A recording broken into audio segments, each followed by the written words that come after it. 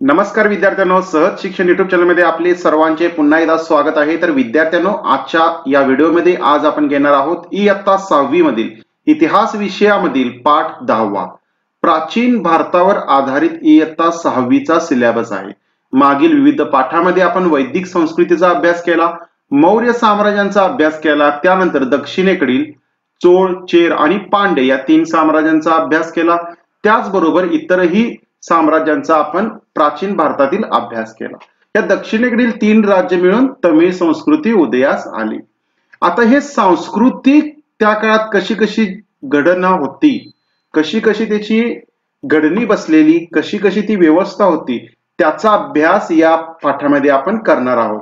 या सांस्कृतिक या शब्दामध्ये कोणकोणत्या बाबी येतात, तर भाषा आणि साहित्य, कोणकोणत्या भाषा बोलल्या जात होत्या आणि कोणकोणते साहित्य त्या काळातील लिखित असेल, ते कोणकोणते साहित्य असेल त्याची माहिती, त्यानंतर त्या काळातील लोकजीवन कसे होते, लोकांचे जीवन राहणीमान कसे होते, त्या काळात वैज्ञानिक शोध कोणते लागलेले का, विज्ञानावर आधारित त्या काळात प्रगती काय काय होती, त्यानंतर शिक्षणाची केंद्रे काय काय होती आणि कोणकोणत्या पद्धतीचे शिक्षण दिले जात होते तेही सांस्कृतिक मध्ये मोडते। त्यानंतर स्थापत्य आणि कला, स्थापत्य म्हणजे काय, पूर्वीचे जे आपल्याला आता शिवाजी महाराजांच्या काळातील सांगायचं झालं तर गड, हे गड काय झालं तर एक स्थापत्याचा नमुना झाला। स्थापत्य म्हणजे तुम्ही म्हणू शकता बिल्डिंग, आता जी बिल्डिंग आहे ही आत्ताच्या काळातील स्थापत्य आहे। मग त्या काळातील स्थापत्य व्यवस्था कशी होती, तर मोठमोठे महल असायचे, तर त्याची काही अवशेष आजही आपल्याला आढळतात, त्याचा अभ्यास ती संस्कृती कशी होती आणि त्यानंतर कोणकोणत्या कला त्या काळात लोकांना अवगत होत्या, नाट्यकला असतील, त्यानंतर विविध वैद्यकशास्त्राच्या हे असतील, कथा साहित्य असेल, याबाबतचीही त्या काळातील सर्व गोष्टी या सांस्कृतिक मध्ये येतात। चला तर एक मुद्दा घेऊन आपण सुरुवात करूया। भाषा आणि साहित्य, प्राचीन भारतात साहित्य निर्मितीची अखंड परंपरा होती। हे आपल्याला कशावरून कळतं, तर त्या काळातील विद्वान लोकांनी काही साहित्य निर्मिती करून ठेवलेली आहे। साहित्य निर्मिती ही लिखित स्वरूपात आहे, काही शिलालेखावर असतील तर काही पर्णावर लिहिलेले असतील, म्हणजे पानावर, वृक्षांच्या काश्मीरमध्ये असणाऱ्या एका झाडाच्या पानापासून त्याच्यावर ते लिहिले जात असे। आजच्या काळासारखा त्यावेळी कागद तयार करण्याची परंपरा नव्हती। त्यानंतर काही ज्या साहित्य निर्मिती आहे ही मौखिक आहे, म्हणजे तोंडाद्वारे एका पिढीकडून दुसऱ्या पिढीकडे हे मौखिक परंपरेद्वारे हे ज्ञान, हे साहित्य प्रसारित झाले। संस्कृत अर्धमागधी, संस्कृत पूर्ण भारतभर धार्मिक विधीचा अभ्यास करण्यासाठी वापरला जायचा। अर्धमागधी म्हणजे मगध साम्राज्य जे होतं त्या ठिकाणी बोलली जाणारी मागधी। त्यानंतर पाली ही सामान्य लोकांची, रेग्युलर सर्व आपण जे लोक आहोत त्या सर्व लोकांची पाली ही भाषा होती। आणि दक्षिणेकडे तमिळ भाषा आपल्याला आढळते आणि या भाषांमधून ही साहित्य निर्मिती झाली। त्यामध्ये धार्मिक म्हणजे देवाशी संबंधित, आत्म्याशी संबंधित साहित्य, व्याकरण ग्रंथ म्हणजे भाषेवर आधारित, ह्या भाषेचे कोणकोणते नियम आहेत यावर आधारित व्याकरण ग्रंथ, त्यानंतर महाकाव्य, रामायण असेल, महाभारत असेल, यासारखी महाकाव्य निर्माण झाली। नाटक, कथा साहित्य, अशा अनेक प्रकारच्या लेखनाचा यामध्ये समावेश आहे। तर त्यातील महत्वाचं ते आहे म्हणजे दक्षिणेकडील संगम साहित्य, याचा मोठा पुरावा उपलब्ध आहे। तर संगम म्हणजे काय, तर सभा, हे संगम शब्द कुठून आला विद्यार्थ्यांनो, कुठं कुठं संगम म्हटलं जातं, आपल्या पाठामध्ये इथं संगम दिले। संगम म्हणजे काय, नदींचा संगम माहिती आहे तुम्हाला, 2-3 नद्या एकत्र येतात आणि त्या ठिकाणी तिथं संगम होतो। त्याच पद्धतीने त्या काळात वेगवेगळे विद्वान एकत्र येत होते आणि काही साहित्य निर्मिती होत होते, त्या साहित्य निर्मितीला संगम साहित्य म्हणूनही समजलं जायचं। संगम युगाची सुरुवात जर कधी झाली असेल तर मौर्य साम्राज्य जेव्हा संपलं, त्याच्या संपण्याच्या काळामध्ये 2ऱ्या शतकापासून ही संगम साहित्याची सुरुवात झाली, ही दक्षिणेकडून झाली। म्हणजे त्या ठिकाणी चोल असेल, पांड्य असेल आणि चेर या साम्राज्याच्या ठिकाणी संगम साहित्याची सुरुवात झाली। संगम साहित्य म्हणजे काय, तर कवी किंवा त्यातील भाट यांच्या काव्यात्मक रचना, म्हणजे कविताद्वारे त्यांनी जे साहित्य निर्माण केले ते। परंपरेनुसार काय होतं, तर 3 संगम सभा पांड्य राज्यात आयोजित केल्या गेल्या, पण या सभा किती काळाने भरत, कशा भरत, त्यात संख्या किती होती याबाबतची माहिती कोठेही नाहीये। मदुराई येथे पहिली संगम परिषद आयोजित केली गेलेली होती। मग त्या ठिकाणी अगस्त्य ऋषी म्हणून एक जण होते, त्यांना अध्यक्ष बनवलं गेलेलं आणि पहिल्या संगम सभेत विविध साहित्य तयार केलं गेलं। भरपूर असं त्याचं ज्ञान आहे, ते आपल्याला काही या 6वी मध्ये शिकायचं नाहीये, त्यामुळे आपल्याला जे दिले त्याच्याबाबतची आता आपण माहिती घेऊया. एक तोंड ओळख म्हणून तुम्हाला पार्श्वभूमी सांगितली. तर इथं काय सांगितलंय, संगम म्हणजे विद्वान साहित्यिकांच्या सभा. वेगवेगळी, आता तुमच्या वर्गातील हुशार विद्यार्थी, पलीकडच्या वर्गातील हुशार विद्यार्थी, अशा सर्व हुशार विद्यार्थ्यांना जर एकत्र आणलं तर त्यांचा एक संगम होईल आणि मग त्याला आपण म्हणू शकतो हुशार विद्यार्थ्यांचा संगम. आणि ते तयार केलेल्या नोट्स म्हणजे काय, तर संगम साहित्य असं पण आपण समजून घेण्यासाठी समजू शकतो. या सभांमध्ये संकलित झालेले साहित्य संगम साहित्य म्हणून ओळखले जाते. हे तमिळ भाषेतील सर्वात प्राचीन साहित्य आहे. या साहित्यातील सिलप्पधिकरम आणि मणिमेखलाई ही महाकाव्ये प्रसिद्ध आहेत. संगम साहित्यातून दक्षिण भारतातील प्राचीन काळच्या राजकीय आणि सामाजिक जीवनाची माहिती मिळते. म्हणजे त्या काळात राजकीय कसं होतं, कोणकोणते राजा होते, त्यांची परंपरा काय होती, त्याचप्रमाणे समाज जीवन कसं होतं, लोक कसे कसे राहत होते, कोणकोणते पदव्या होत्या, न्यायदान व्यवस्था कशा होत्या, या सर्व बाबींची माहिती आपल्याला या महाकाव्यातून, या साहित्यातून, संगम साहित्यातून मिळते. त्यानंतरचं धार्मिक साहित्य, यामध्ये आगम ग्रंथ, त्रिपिटक, भगवद्गीता हे महत्वाचे ग्रंथ आहेत. विविध धर्मांचे हे प्रमुख धर्मग्रंथ असे आहेत. आगम ग्रंथ कशात आहे, तर जैन धर्माशी संबंधित आहे. त्रिपिटक कशाशी आहे, तर बौद्ध धर्माशी संबंधित त्रिपिटक आहे. त्रिपिटक म्हणजे काय, 3 पेट्या, 3 वेगवेगळ्या अशा त्या पेट्या होत्या. तर त्रिपिटकचं कसं झालं विद्यार्थ्यांनो, त्रिपिटकचा अर्थ काय, तर 3 पेट्या म्हणजे 3 भागात विभागलेले साहित्य. मग 3 पेट्या कोणकोणत्या आहेत, त्याच्यामध्ये असं भरपूर ज्ञान भरलेलं वेगवेगळ्या पेट्यांमध्ये. मग त्या कशाशी संबंधित आहे, पहिली पेटी होती तिला विनय पट्टिका पिटक असेही म्हटले जाते. विनय पट्टिका म्हणतात, कुठे कुठे विनय पिटक म्हणतात. यामध्ये काय होतं, विनय पिटक मध्ये यात 5 ग्रंथ आहेत आणि बौद्ध संघाच्या व्यवस्थेचे नियम यात सांगितले. म्हणजे बौद्ध भिक्षूने कशा पद्धतीचे नियम पाळून आपले जीवन आचरवायचे आहे हे विनय पिटक मध्ये सांगितलेले आहे. त्यानंतर सुत्त पिटक म्हणून एक दुसरी पेटी होती, यात पण 5 ग्रंथ आहेत आणि गौतम बुद्धांच्या सामान्य उपदेशाचे संग्रह यात केलेले आहे. गौतम बुद्ध जेव्हा जिवंत होते त्या काळात त्यांनी जे जे उपदेश केले ते सर्व या पेटीमध्ये पॅक केलेले आहेत. याला सुत्त पिटक असे म्हणतात. त्यानंतर अभिधम्म पिटक, यात एकूण 7 ग्रंथ आहेत आणि बौद्ध तत्वज्ञानाचे वैज्ञानिक पद्धतीने विवेचन यात दिलेले आहे. म्हणजे विज्ञानाचा आधार घेऊन गौतम बुद्ध कसे योग्य होते हे अभिधम्म पिटक मध्ये सांगितलेले आहे. आता या ठिकाणी जैन आगम ग्रंथ, अर्धमागधी, शौरसेनी आणि महाराष्ट्री अशा प्राकृत भाषांमध्ये हे लिहिलेले आहेत. महाराष्ट्रीच पुढे मराठी भाषेत परिवर्तन झालं, वेगवेगळे त्यात बदल झाले आणि त्यानंतर हे झालं. वर्धमान महावीरांचा उपदेश आगम ग्रंथामध्ये संकलित करण्यात आला आहे. आता बौद्ध धर्मामध्ये जसे गौतम बुद्ध आहे तसे जैन धर्मामध्ये महावीर, वर्धमान महावीर म्हणून थोर असे आध्यात्मिक गुरु होऊन गेले. त्यांनीही बुद्धांप्रमाणे त्यांच्या समाजाला ज्ञान दिले.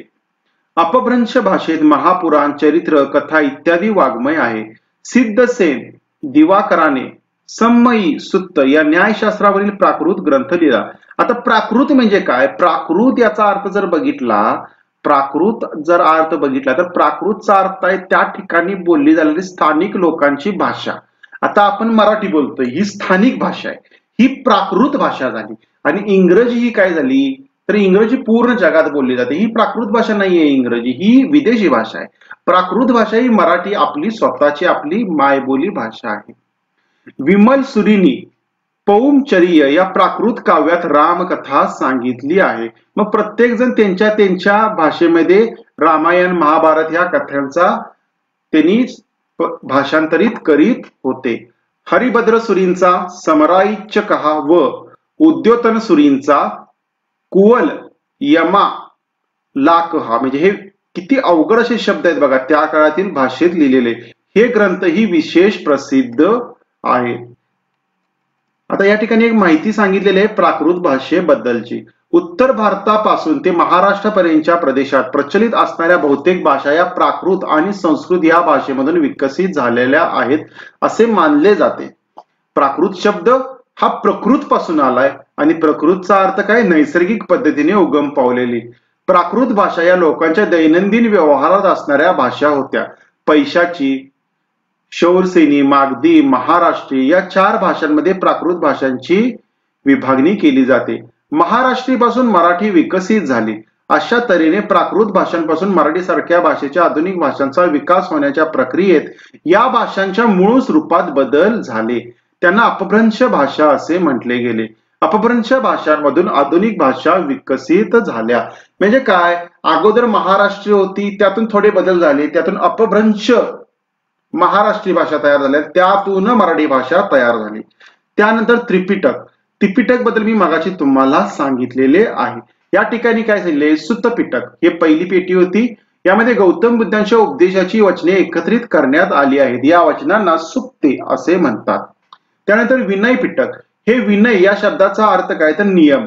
तू विनयशील आहेस म्हणजे सर्व नियम पाळून योग्य पद्धतीने राहणारा असा माणूस आहे. म्हणून विनायक, विनायक शब्दाचा अर्थ काय, जे लोक सर्व नियमांचे चांगल्या पद्धतीने पालन करतात त्यांना विनायक असे म्हणतात. त्याचबरोबर ते गणपतीचेही नाव आहे. यात बौद्ध संघातील भिक्खू आणि भिक्खुनी यांनी दैनंदिन जीवनात कसे वागावे याचे नियम दिलेले आहे. अभिधम्म पिटक या बौद्ध धर्माचे तत्वज्ञान समजावून सांगितले आहे. त्रिपिटकाचे स्पष्टीकरण करणारा अट्ठकथा म्हणजेच काय अर्थकथा नावाचा ग्रंथ प्रसिद्ध आहे. ज्ञानी स्त्रियांनी स्वतःचे अनुभव सांगणाऱ्या गाथा रचल्या. त्या थेरी गाथा या ग्रंथात संकलित करण्यात आलेल्या आहेत. त्या गाथा पाली भाषेत आहेत. त्यानंतरचा इथे भगवद्गीता हा हिंदूंचा पवित्र ग्रंथ महाभारताचाच एक भाग आहे. महाभारत कौरव आणि पांडव यांच्यामध्ये लढलं गेलं. एक सत्य एक असत्य. आणि या दोघांच्या युद्धाच्या दरम्यान अर्जुन जेव्हा म्हटला की मला युद्ध खेळायचं नाही कारण की युद्धातून असंख्य लोकांचे प्राण जातील, तेव्हा श्रीकृष्ण म्हणाला तुझे कोणच नाहीये. हे भाऊ फक्त या जन्मात आहेत, बाकी सर्व आत्मे आहेत. त्यामुळे तू मारलंस तरी त्यांना काय फरक पडणार नाही. आणि यातूनच भगवद्गीतेची उत्पत्ती झाली. फळाची आशा न धरता प्रत्येकाने आपापले कर्तव्य करावे. म्हणजे परीक्षेला मार्क पडतील याचा अपेक्षा न करता पूर्णपणे झोकून देऊन अभ्यास करावा असे भगवद्गीतेत सांगितले आहे. ईश्वराची भक्ती करण्याचा मार्ग सर्वांसाठी खुला आहे असे त्यात सांगितलेले आहे. इसवी सनाच्या 8व्या शतकात आद्य शंकराचार्य होऊन गेले. ज्ञान, वैराग्य या गोष्टींवर त्यांनी भर दिला. उपनिषदे, ब्रह्मसूत्रे, त्यानंतर भगवद्गीता या ग्रंथांवर भाष्य लिहून त्यांचा अर्थ स्पष्ट केला. त्यांनी भारताच्या 4 दिशांना बद्रीनाथ, द्वारका, जगन्नाथपुरी, शृंगेरी या ठिकाणी 4 मठांची स्थापना केली. या ठिकाणी शंकराचार्यांचे फोटो दिलेला आहे. सर्व ग्रंथांचे ज्ञान होते. एकदम लहान वयात 7व्या-8व्या वर्षी ते घर सोडून ज्ञानार्जनासाठी निघून गेले. त्यानंतर पूर्ण ज्ञान प्राप्त करून विविध विद्वानांना त्यांनी विविध चर्चेमध्ये पराभव केला त्यांनी आणि हिंदू धर्माची त्यांनी प्रसिद्धी पूर्ण भारतामध्ये केली. अर्थशास्त्र हा ग्रंथ कौटिल्याने लिहिला. चंद्रगुप्त ज्यांनी मौर्य साम्राज्य निर्माण केलं त्याचा गुरु कौटिल्यच म्हणजे चाणक्य यांनी अर्थशास्त्रावर ग्रंथ लिहिला. उत्तम शासन व्यवस्था कशी असावी याची सविस्तर चर्चा त्यांनी या ग्रंथात केलेली आहे. मग या ग्रंथात त्याने काय काय सांगितलेले आहे ते या ठिकाणी तुम्हाला माहिती आहे यामध्ये दिलेले आहे. अर्थशास्त्र हा ग्रंथ कौटिल्य याने लिहिला. या ग्रंथात राजाचे कर्तव्य काय आहे, राजा म्हणजे काय नुसतं खुर्चीत बसून आदेश देणं नव्हे तर राजाचं कर्तव्य आहे, जनतेच्या प्रती त्याची काही कर्तव्य आहेत. ती कर्तव्य कोणकोणती आहेत, मंत्री निवडण्याचे निकष कसे आहेत, कशा पद्धतीने त्याने मंत्र्यांची निवड करावी, संरक्षणाची व्यवस्था त्याने कशी करावी, दुर्गांचे प्रकार काय काय असतात, गड कोणकोणते असतात, सैन्याची रचना कशा पद्धतीने करावी, गुप्तहेरांचे महत्व त्याने सांगितलेले आहे, खजिन्याची दप्तरखान्याची व्यवस्था कशी असावी, न्यायदानाच्या पद्धती कशा असाव्या, चोरीचा तपास कसा करावा, शिक्षेचे प्रकार इत्यादी प्रशासनाविषयी बाबीची सूक्ष्मप्रमाणे चर्चा त्यामध्ये त्याने केलेली आहे. म्हणजे इतक्या पूर्वी त्यानं पूर्ण सर्वांगीण असा विचार करून एक ग्रंथ जेणेकरून जे साम्राज्य निर्माण झाले हे योग्य पद्धतीने टिकावे यासाठी त्याने ते लिहून ठेवलेले आपल्याला आढळून येते. त्यानंतर व्याकरण ग्रंथ पाणिनी या व्याकरणकाराने लिहिलेला अष्टाध्यायी हा संस्कृत व्याकरणाचा प्रमाण ग्रंथ मानला जातो. संस्कृत भाषेविषयीचा पाणिनी हा व्याकरणकार होता. त्याने अष्टाध्यायी हा ग्रंथ लिहिला. अष्टाध्यायीमध्ये काय असणार तर संस्कृत भाषा कशी आहे, संस्कृतची वाक्यरचना कशी असणार, संस्कृत कसे बोलले जाणार, संस्कृतचे काळ कसे असणार हे सर्व त्याने अष्टाध्यायी या संस्कृतच्या व्याकरण ग्रंथात लिहिलेले आहे. पतंजलीने महाभाष्य हा ग्रंथ लिहिला. या ग्रंथात पाणिनीच्या अष्टाध्यायी या ग्रंथातील सूत्रांचे स्पष्टीकरण केले. म्हणजे अष्टाध्यायीचं पुन्हा एकदा स्पष्टीकरण पतंजलीने महाभाष्य या ग्रंथामध्ये केलेले आपल्याला आढळते. आर्ष आणि अभिजात महाकाव्ये. रामायण आणि महाभारत आपल्या सर्वांना माहित आहे. आपण टीव्हीला रामायण बघितलं, महाभारत बघितलं. ही दोन प्राचीन भारतातील आर्ष महाकाव्य आहेत. आता आर्ष म्हणजे काय? आर्ष म्हणजे हे कोणी सामान्य व्यक्तीने नाही तर ऋषींनी, जंगलात अरण्यात राहणाऱ्या ऋषींनी हे लिहिलेले आहे. रामायण हे महाकाव्य वाल्मिकी ऋषींनी रचले. रामायणातील कथेचे नायक श्रीराम हे आहेत. महाभारत हे महाकाव्य व्यास ऋषींनी रचले. कौरव आणि पांडव यांच्यातील युद्ध हा महाभारताचा विषय आहे. या महाकाव्यात श्रीकृष्णाच्या चरित्राचे वर्णन आहे. महाभारतात विविध मानवी भावभावनांचे आणि त्याच्या परिणामांचे व्यापक दर्शन घडते.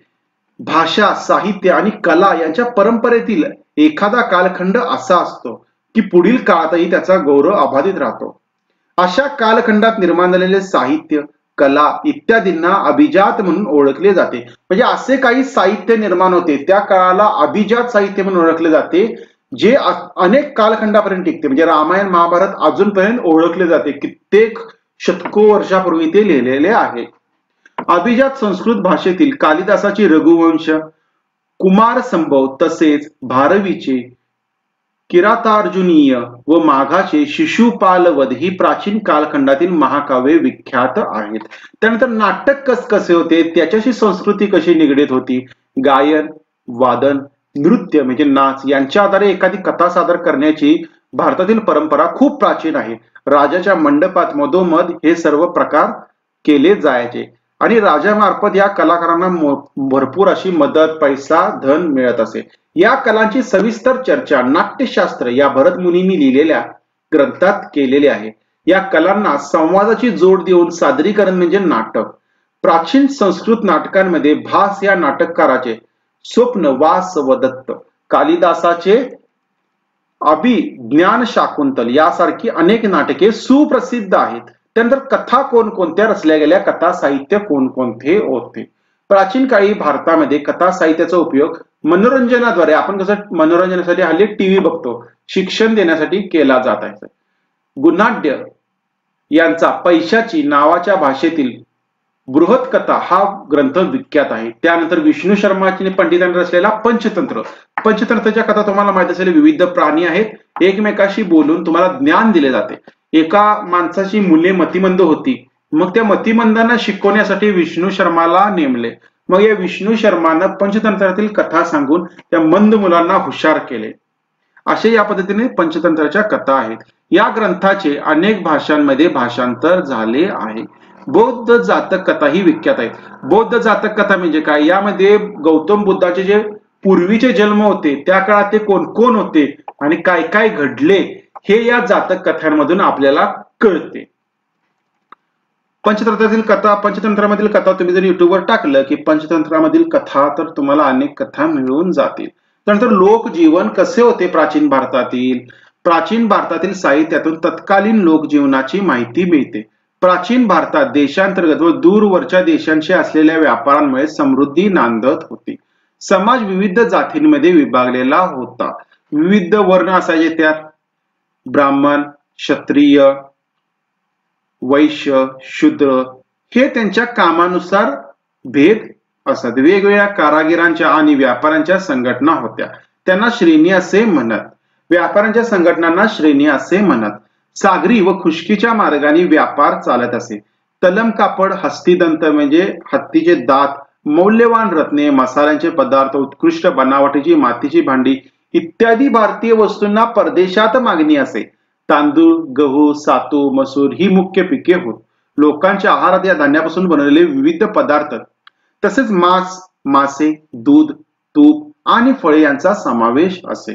लोक प्रामुख्याने सुती वस्त्रे वापरत होती. म्हणजे त्या काळापासून लोक सुती वस्त्रे वापरत आहेत, ते आज पण वापरत आहेत.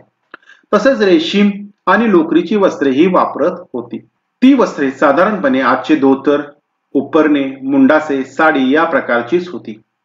कुशारांच्या काळात कपडे शिवण्याची पद्धतीचा परिचय भारतीयांना झाला. कपडे शिवण्याच्या पद्धतीचा परिचय कधी झाला? तर कुशारांच्या राज्यकारभाराच्या काळात.